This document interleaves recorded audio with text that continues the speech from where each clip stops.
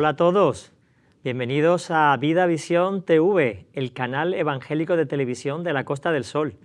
Te acompañamos de nuevo en un programa que pretendemos sea de tu agrado y que te informe de todo lo que necesitas para tu caminar diario. El programa es 360 grados y estamos aquí con el doctor Luis Solís. Hola Luis, ¿qué tal? Hola, ¿qué hay? Una alegría estar otra vez aquí. Pues contigo. sí, es muy interesante todo lo que estamos hablando. La semana pasada estuvimos hablando de la conciencia, literalmente del misterio de la conciencia, y hablábamos desde un punto de vista neurocientífico, qué era la conciencia, qué mecanismos internos hacían que la conciencia se pusiera en marcha, y también hablamos de soslayo de esa conciencia que no se ve, invisible, ¿no?, que nos da trascendencia del más allá, ¿no?, de la existencia de Dios. Y quería preguntarte acerca de una frase que habla mucho la Biblia, de la conciencia cauterizada. Es como si esa conciencia se endureciera y produjera problemas, ¿no? ¿A qué se refiere la Biblia cuando habla de eso? Pues en realidad hay un término que sí lo utiliza la Escritura, utiliza el término de cauterizado. En realidad el término cauterizado es un término también que se utiliza en cirugía, que es cuando hay una herida, entonces tú la cauterizas, o una hemorragia, y la cauterizas. Pero generalmente cuando uno la ha cauterizado, que le ha pasado un bisturí eléctrico encima, entonces deja una especie de cicatriz. Esa cicatriz ha destruido lo que son los filetes nerviosos sensitivos básicos de la piel, porque la piel tiene muchísimas terminaciones nerviosas sensitivas, ¿no? Es decir, nosotros podemos tocar la temperatura, sentimos dolor, es porque son sistemas sensitivos. Esos sistemas sensitivos que están funcionando en piel nos protegen a nosotros, porque si nosotros no tuviéramos ese sistema de sensibilidad, tocarías algo caliente y te quemarías. Claro. Entonces, hay enfermedades que hacen perder esa sensibilidad. Cuando tú pierdes esa sensibilidad, estás desprotegido y probablemente un miembro que no tiene sensibilidad se va a dañar porque no te das cuenta que lo estás dañando. De alguna manera, el término que utiliza es cuando la conciencia ha sido insensibilizada, es decir, que no tiene sensibilidad, es como una piel muerta, una piel que no funciona, pero está allí, está cubriendo, pero no tiene las sensaciones que tiene el resto de la piel. Entonces, esa falta de sensibilidad hace que las personas puedan cometer cualquier tipo de actividades o cualquier tipo de decisiones sin ningún sentimiento de culpa o de responsabilidad. de remordimiento. Entonces, por ejemplo, hay personalidades psicopáticas en la cual no tienen ningún remordimiento. Pueden llegar a asesinar personas y sencillamente cuando los psiquiatras lo entrevistan se dan cuenta que no tiene conciencia ni remordimiento, está totalmente cauterizado, de cómo que está inmune, plano, ¿no? Está totalmente, ha desaparecido ese sistema de protección. Un mecanismo de defensa, quizás. Es un mecanismo que te defiende a ti mismo y también te defiende las relaciones humanas, porque las relaciones humanas tenemos los límites que establecemos unos y otros, la conciencia. Yo sé cuál es tu propiedad privada, la respeto y yo sé que eso es tuyo. Si yo violo, estoy robando. Entonces depende de mi conciencia, claro, es si considero un robo o no un robo. Entonces si yo considero que eso es tuyo y yo no lo respeto, mi conciencia no me protege a mí ni te protege a ti. Claro. Entonces todo el sistema de conciencia y los límites, entonces hay gente que dice, ese sistema de conciencia, ¿cómo funciona? ¿Eso nacemos con el sistema de conciencia? ¿O eso lo vamos desarrollando? Entonces si algunos creemos que nacemos con una pizarra lisa, blanca, sin ninguna letra, y con el correr del tiempo, la sociedad, la cultura, la familia la va nutriendo. Es una cosa mixta, yo creo, porque hay una sensación de eternidad en el corazón del hombre. El corazón del hombre tiene una sensación de vida y de eternidad y de búsqueda de lo trascendente que ya viene de fábrica, viene claro, desde origen.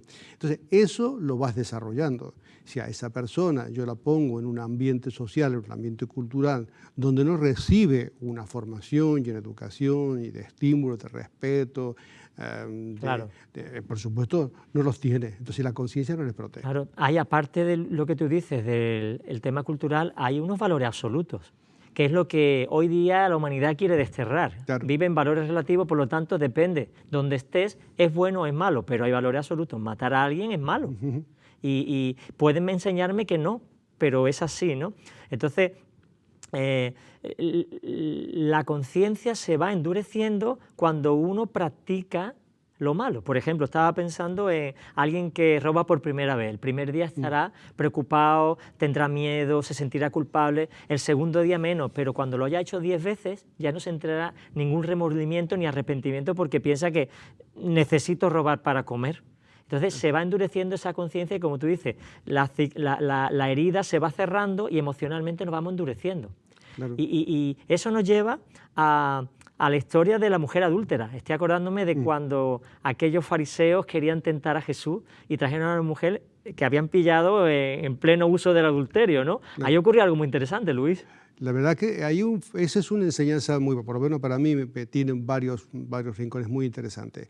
La historia cuenta de que la mujer sí fue encontrada en adulterio, ¿sí? Y la ley hebrea o la ley de Moisés decía que sí, que la adúltera tenían que apedrearla. Entonces el sistema religioso viene contra ella a aplicar la ley. Pero claro, lo ponen a prueba a Jesús, a ver cómo Jesús va a aplicar esta ley frente a este delito, que era real. Entonces Jesús, cuando dice, mira, le hemos encontrado en el mismo acto del adulterio y Moisés nos ha mandado a hacer esto. Entonces Jesús no responde mucho, se pone a escribir en tierra, un poco para decir, parece que estoy despistado, pero no estoy tanto. Entonces estoy diciendo ahora hace una frase, él dice, el que esté libre de pecado, que tira la primera piedra. Y la expresión bíblica dice ahí, y acusados por sus conciencias, fueron saliendo desde el mayor hasta el menor, hasta que no quedó nadie alrededor de la mujer. Entonces cuando le dice, ¿dónde están los que te acusaban? Le dice, se han ido. Yo tampoco te acuso, le dice el Señor, pero vete y no peques más. Es decir, le deja un cliché en su conciencia diciendo lo que has hecho está mal, yo no te voy a condenar tampoco, aunque tengo autoridad para condenarte, no te voy a condenar porque ya demasiado la has pasado mal Claro. hoy en este día. Ahora, cuando llegue ese momento de que tú estés por hacer lo mismo que lo hiciste ahora, tu conciencia te va a proteger. Ahora, Jesús apeló a una conciencia que estaba funcionando. Y funcionó bien, ¿por qué? Porque la cultura a ellos le hacía aplicarlo de una manera, pero ellos se excluían de su responsabilidad. Claro. Entonces, su conciencia les juzga, los encuentra culpables a ellos mismos y ellos mismos sueltan las piedras y se van. ¿Y no crees que ahí el Espíritu Santo tuvo algo que ver? Porque yo he estudiado en psicología lo que le llaman el yo ciego. Sí. Es la falta de autocrítica, ¿no? En cierto modo, una conciencia cauterizada. Yo puedo ver el error en los demás, pero soy bastante escrupulosa a la hora de investigar lo mío. ¿No sería que también el Espíritu Santo iluminó en ese momento la situación para que sus conciencias, que estaban bastante endurecidas, pudieran ser capaces de ser reflexivos y decir, yo también cometo estos fallos, robo, soy vanidoso, busco los primeros lugares, y esa conciencia despertara? Desde el punto de vista bíblico, sí, una de las funciones que hace el Espíritu Santo es eso, es convencer a la gente de algo que no está viendo. Es decir, le convence del error. Es decir, porque la gente generalmente es más fácil observar el error en los demás que los errores propios. Que eso generalmente es un mecanismo que casi lo tienen todas las personas. Y luego después la persona se camufla bajo la excusa. Entonces siempre excusa. Y no. Pero Jesús, en el silencio de Jesús, en ese momento que permanece en silencio esperando que alguien tire la piedra, me imagino yo allí empezar a oír el sonido de las piedras cayendo a tierra y yéndose uno tras otro. Además, lo curioso es que empezaron a irse los más mayores primero. Claro. Y después los más insensibles, ¿no? Claro, porque plantaron cátedra, pues digamos, entonces los jóvenes han dicho, seré yo, ha dicho el más joven, y dice, pero si se fue el más viejo, dice, oye, claro, yo pensé que era yo, no, el más inexperto, pero ya así fue. Sí. Hay otro caso también en el hijo pródigo, ¿no? Ya sabemos que, hizo algo mal, le pidió al padre quería gestionar su vida, ¿no? Y coger los bienes y los malgastó perdidamente y vino hambre en aquella ciudad. Y ocurrió algo, ¿no? Dice que volviendo en sí, así es, recuperó la conciencia, ¿verdad? La expresión dice, es como que estuviese en un periodo de enajenación mental. Es un periodo que estaba desordenado, estaba desconexado y de pronto estaba viviendo la vida loca. Entonces estaba viviendo sin ningún remordimiento. La conciencia a él no le acusaba, vivía con sus amigos, según su hermano mayor en la historia más adelante, parece que vivía libertinamente con prostitutas y gastó el dinero, etcétera, etcétera. Pero luego cuando está metido en el barro, allí rodeado de cerdos y que no le permitía ni siquiera alimentarse de las algarrobas que caían del árbol, dice, y volviendo en sí. Significa que toma conciencia, se da cuenta dónde está. ¿Y por qué está ahí, no? ¿Y por qué estoy? ¿Qué hago yo aquí? Y mira para arriba y entonces dice, y mirando al cielo dice, ¿qué hago yo aquí? En la casa de mi padre hay abundancia de pan y yo aquí, metido en el barro, me muero de hambre. Es absurdo. Significa, despierta su conciencia. Es decir, que ese chispazo de conciencia es algo puesto por Dios. El ser humano, todos los seres humanos, tenemos ese chispazo de Dios, esa huella de Dios, que es la conciencia. Por eso es que una conciencia que funciona correctamente siempre nos protege. Claro. Entonces, cuando nosotros queremos trabajar en contra de la conciencia, realmente estamos luchando contra esa huella de protección que Dios nos ha puesto. Es decir, ahora, por ejemplo, los sistemas de gobierno alrededor del mundo, todo es relativo, ¿no? Todo es relativo, no hay normas fijas, no hay bueno, no hay malo. Entonces la gente puede decir mi honor y mi conciencia, y yo me comprometo por mi honor y mi conciencia a hacer tal o cual cosa. Pero es palabrería, realmente Eso no es es... una expresión, sencillamente sí. Como yo la conciencia la manejo como yo quiero, pero en realidad cuando llegue el momento donde la persona está a solas y está rodeado de una situación difícil, una situación como le pasó al joven, llega el momento en el cual la conciencia se despierta. Sí, dice la palabra que el Espíritu Santo nos convence. Para eso hace falta que la conciencia sea de alguna manera ablandecida, ¿no?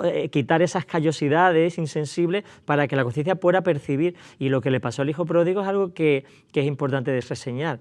Dijo, volveré a la casa de mi padre, pero ya no soy digno de ser llamado su hijo, porque tomó conciencia de que había hecho un mal.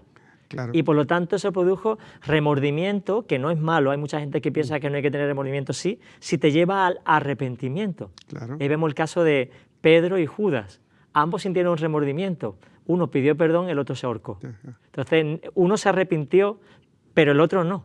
Y esa es una de las medidas de protección que la conciencia nos da, la capacidad de sentir dolor por lo hecho mal y pedir perdón para ser resarcido. Claro, por eso es que lo bueno se transforma lo malo se transforma en bueno. Claro. Porque en ese momento la situación de él hace de que lo haya llevado a una situación de presión tal donde se activa esa situación de alarma, digamos que hay. Por eso es que es tan importante cultivar una conciencia adecuada. Por eso es que lo establecido de las normas establecidas por los principios bíblicos, los principios, los valores de nuestra sociedad.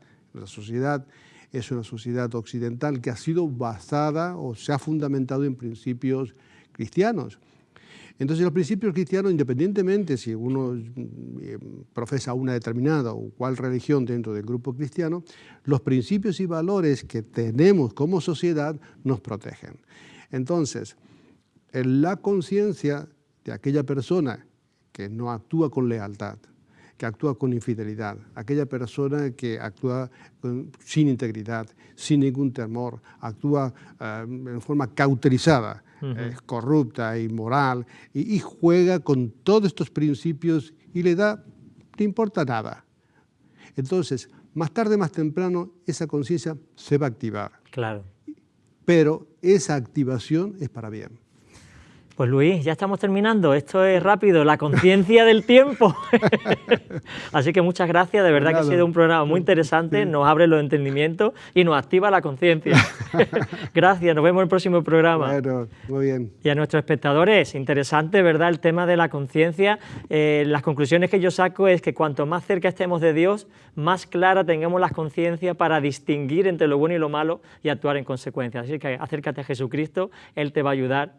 Y recuerda que nos vemos en un próximo programa desde aquí, desde Vida y Visión TV, el canal de televisión evangélica de la Costa del Sol. Que el Señor te bendiga.